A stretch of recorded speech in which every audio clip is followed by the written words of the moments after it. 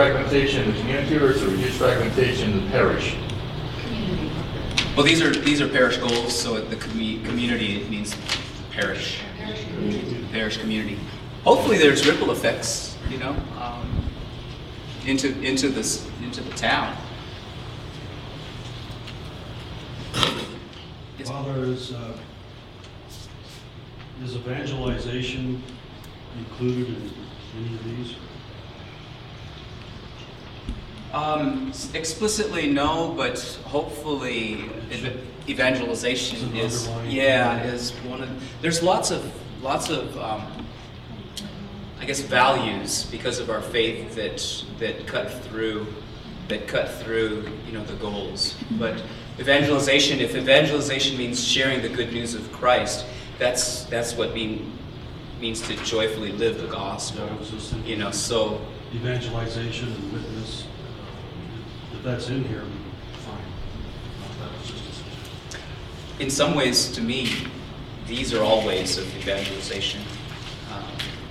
But nonetheless, I'm glad you brought it up. Father, becoming a stewardship parish, are you referring to the diocesan model of stewardship?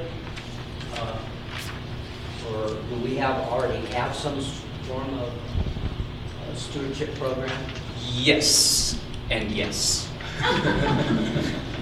We do have some stewardship goals. Yvonne Bartlett is our stewardship and development director.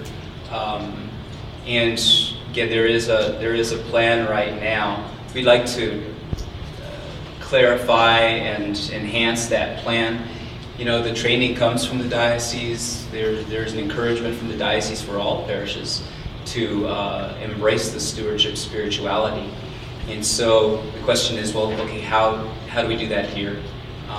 We've had certain startups in the past, but for whatever reason have gotten frustrated. So hopefully by having it as a parish goal, we can highlight it even more. I've seen over the years a number of mission statements of various churches and various parishes, and what I've noticed is that other churches tend to make them quite compact, and therefore they're very, very effective and forceful. And Catholic parishes tend to use too many words and talk too much. And I think this one could be tightened up a little bit to have more of an effect. And being, my previously being an English teacher. You're nominated.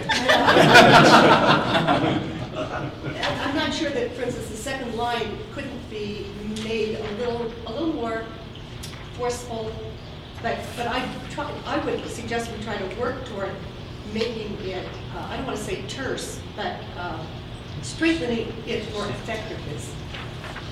Thank you. How about someone we haven't heard from yet? I know that there's some voices out there who want to say something. I'd like clarification on the enhancing the liturgical training, where there are specific areas that are lacking currently. I don't know if they're lacking. I think we do a pretty good job with liturgy here, and there's so many folks in their various areas that have had training, and I think the liturgies, for the most part, really flow So I was real wondering well. why that's in there, because I'm not seeing that being an immediate need.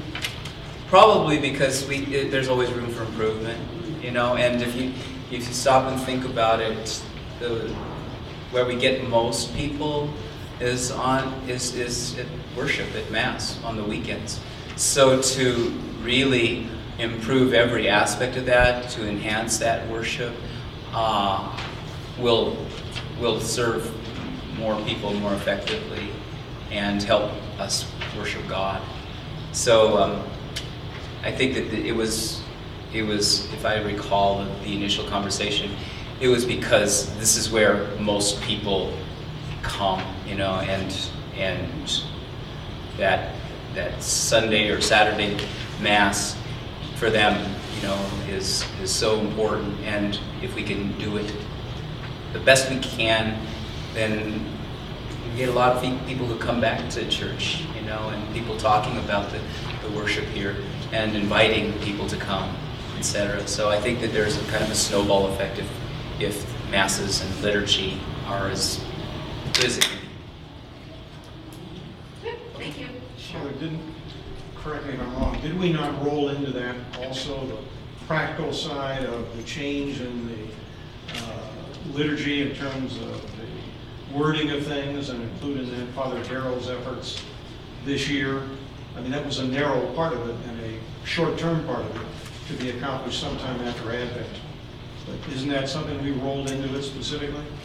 Yes, for those of you who might not know, there's a change in the Roman Missal. So the wording back and forth from the presider to the assembly is going to shift in various places. So there is a timeline in this coming year until Advent of 2011 when the changes will be implemented. So that will be taken step by step so that the community can learn the responses and kind of the rationale behind it.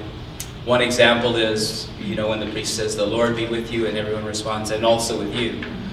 The response now will be, "The Lord be with you," and then the assembly will say, "and with your spirit." So there are other changes in the missal and in the mass, and those will be done step by step. So that's part Yeah, of and it. those things began. We had the first meeting last night for commentators and lectors to begin the process of leading the congregation. I don't know how many of us remember for the next 10 months, however, until Advent, what it is we're going to be required to do and change. But there's a lot of pew. I think it's not fundamental. It's fairly straightforward. So.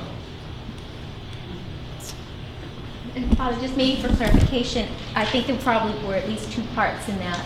One is the liturgy of the Mass, which a lot of people do not have a full understanding of, so kind of an education which would really tie into number 2, which is enhanced understanding of our Catholic doctrine. And the other part is the people, the altar server training. There's just a lot of lacking in etiquette and dress, and we're basically trying to address a lot of those things, as well as Eucharistic ministers, make sure that they're totally adequately trained, commentators, so forth, like we address. So I think that this is important for people to understand there's more than one aspect.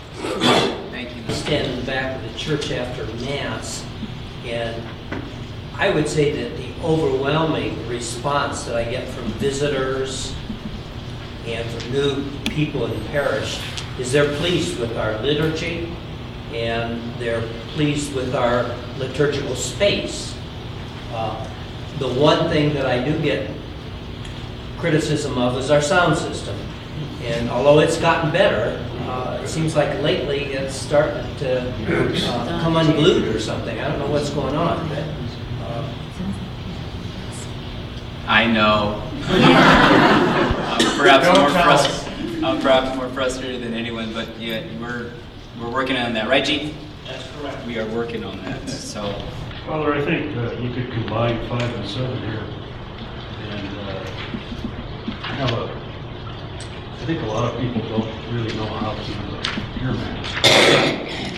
We have priestly duties as the congregation, in the way that we answer you, and the way that we respond to you. And I think a lot of people don't know what their duties are as a priestly people. For instance, every time you start a prayer with May, we should answer Amen. I think a lot of people don't understand that or even know that.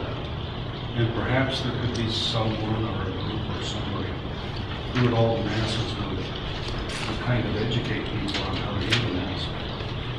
But also maybe throw in some Emily Post ideas like, you're not supposed to leave until the choir starts singing. A lot of these other pet peeves that a lot of us have, talking. One of my worst, one I really had trouble keeping control is when I come to the school Mass on Wednesdays, and usually after the school Mass they have awards for the children. And all the older people are standing in the sanctuary in the back of the pews, talking really loud and not paying attention to the awards that are being given, and really kind of disrupting the whole thing. So perhaps, you know, there could be an Emily Post representative who gets up there and explains, you know, how you should dress to come to Mass, how long you should stay, when you can leave, you know, and have this come from the envelope or something, from the commentator. So it's coming, you know, from your authority. You know, this is how we should really conduct ourselves, because I think we're kind of, what, you know, that's maybe too tough a word, but I think, yeah, I think, Hold on, someone folks. just said unchurched, but I don't think we're unchurched so much as sometimes we just don't have good manners, and we don't understand what's going on. Untrained.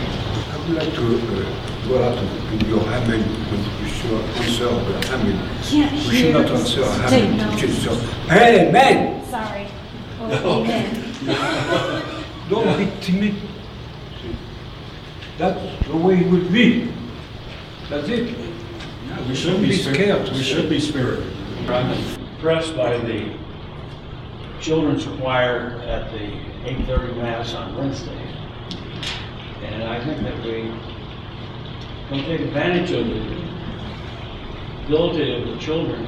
And I'm thinking not quite as young maybe as on Wednesday's Mass, but at least 12 to 18 or 20.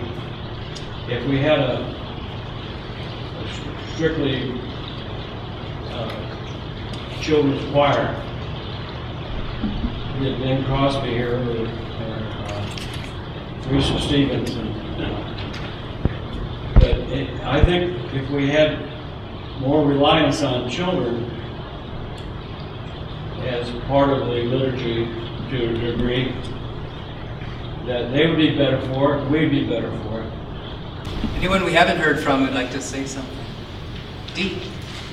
I wonder if we couldn't use the overhead projector. I'm concerned about this talking in church too, and I've heard people, even in restaurants, talking about the talking in church, which is kind of embarrassing. But I wonder if we couldn't use the overhead projector and have something up there before Mass starts about preparing yourself for the Lord's Supper, or however you want to put it. And maybe if that's up there and we looked at that, and maybe we would think that these few minutes are to prepare ourselves and not to be visiting. The visiting's supposed to be done out in the parking lot, or it can be done in here, but like someone said, because of the lack of doors here, you've got that sound projection going all the way into the church. So for now, it might be helpful. Before Mass, what about the music that one of the priests uses sometimes, like the Gregorian chant or something? I know you don't like to hear canned music, but maybe before the Mass starts, we could have that in the background, and then maybe that would put people in a more reverent mood and would stop some of the talking. Thank you.